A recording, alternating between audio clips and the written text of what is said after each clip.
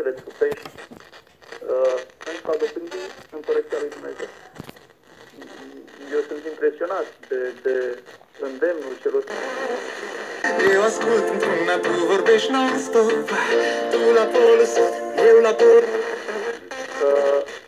Care au spus, îndemnul acela care spune să nu ne răzbunați, că nu ăsta este rostul, nu ăsta este sensul existenței noastre. Și atunci, dacă sensul existenței...